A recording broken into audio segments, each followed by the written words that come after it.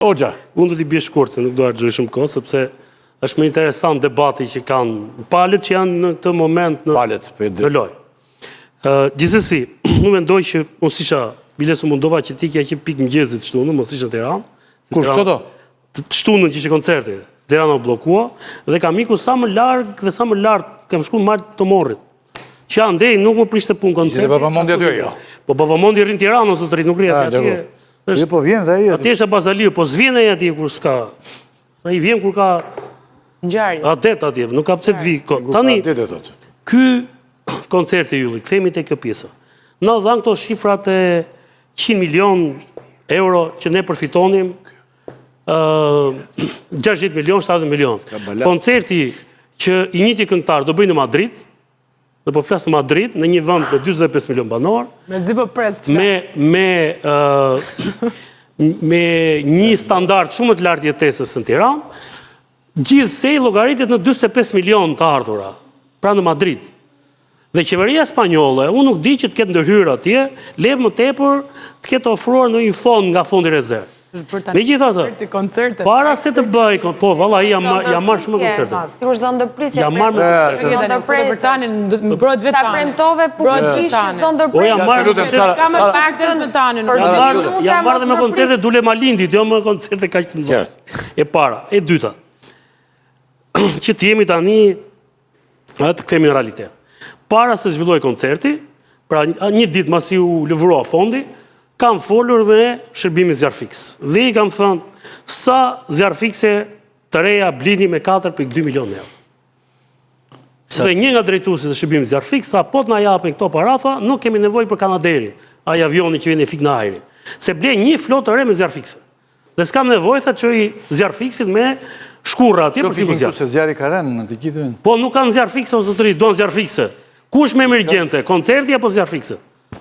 Kur bje zjarri, ne qatë qojmë. Sot, ylli, kam parë 2 helikopterë të anë forcat armatosura, Cougar, që janë helikopterë për transport të trupave tonat armatosura, i kishin vënë një fuqi nga poshtë dhe i kishin quar për të fikur zjarri. Tani, helikopterët tanë nuk janë helikopterë prap karkales për fikje zjarri, janë për transport të trupave të armatosura. Sot i kam kapur me foto dhe me video mas dite, nuk e mora vesh ku këshere në i dri zjarri, po të 2 Cougarit tanë që janë blerë një thes me para, kishin vëna i fuqi nga poshtë edhe shkoni për të fikur zjarrit. Tani pyetja që më lind, ku na vlej më tepër ato paratnë? Tek fikja e zjarrit, te shpëtimi i vendit, te i pasurisë qytetarëve shqiptar, apo te koncerti? Vim te pjesa tjetër. Ai mungon.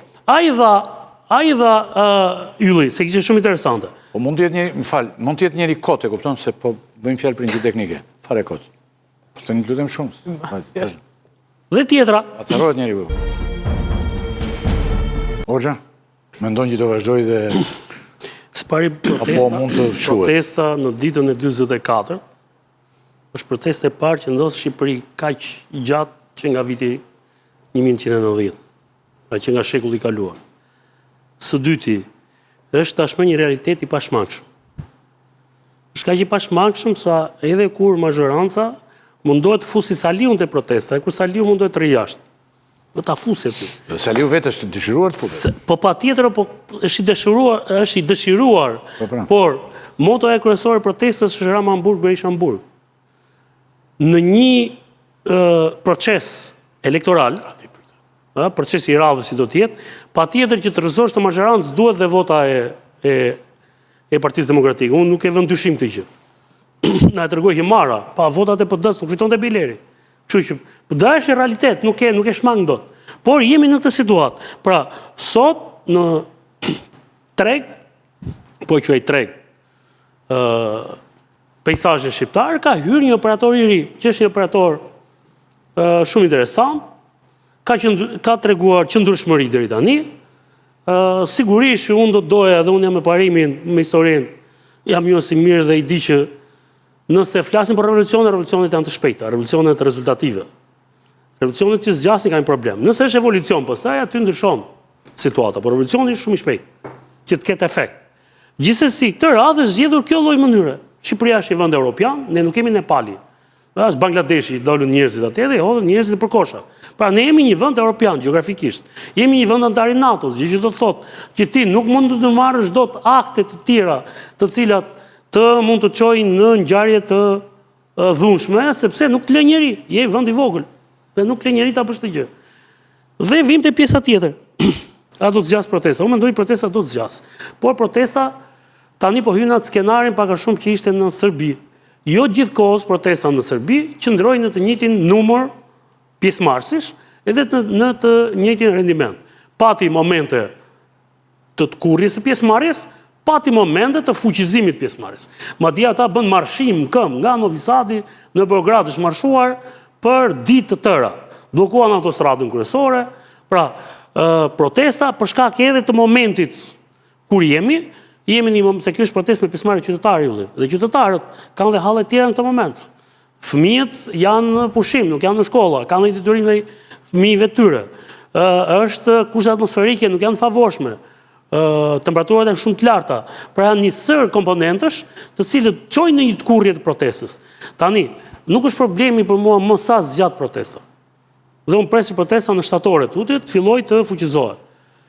Prap, për mua është shumë e rëndësishme se si protesta do të tentoj të arrijë objektivat e veta. Qartë. Cili është, cila do të jetë statura, ose cili do të jetë organizimi, që ata do të venë drejt arritjes së objektivit. Sepse, gjatë kësaj kohe, edhe zonja deputete këtu në bërë qartë, që kjo majorancë dhe ky kryeminist nuk e jep dorëheqjen. Atëherë, në këto kushte kur kryeministri nuk e jep dorëheqjen, ai ka bërë një sfidë të hapur protestuesve dhe organizatorëve të protestës, po ashtu, dhe i ka thirrur tashmë në një betejë.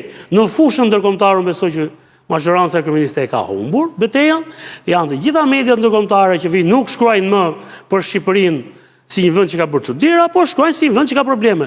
Edhe kjo në intervistën e fundit që tha kryeministri, i quaj demokraci, bravo.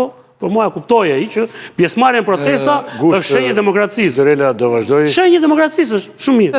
E fundit ylli që ta mbyll këtu, por ajo që unë thashtë një herë pres nga protesta, për mua nuk është se ka shumë rëndësi numrat. Sepse ka qytetarë të kryeqytetit që kanë dalë qoftë herë vetë me protestë. Ka të tjerë që s'kan dalë, po janë me protestuesit. Gjithsesi, protesta e ka marrë vëmendjen, e ka arrit objektivin. Objektivin para prak që kishte. Tani, se sa do të shkoj të objektivi final dhe si do të arri, jemi kurios të shohim se si të shkoj. Kolegu, do vazhdoj në kusht për shembull? Protesta? Absolutisht, protesta nuk kemi një zgjidhje tjetër që mund të zgjedhim mes dy alternativave për të gjithë ata që kur shkojnë në spital s'kan ilaçe, për gjithë ata që kanë frikë kur i çojnë fëmijët shkolla, për gjithë ata që e duan plazhin për vete dhe për jo për oligarkët, për të gjithë ata që të pyeta thjesht ka vetëm një zgjedhje që është të protestoj çdo ditë në orën 7 nga sheshi Skënderbej kundër një qeverisje autokratike, oligarkike.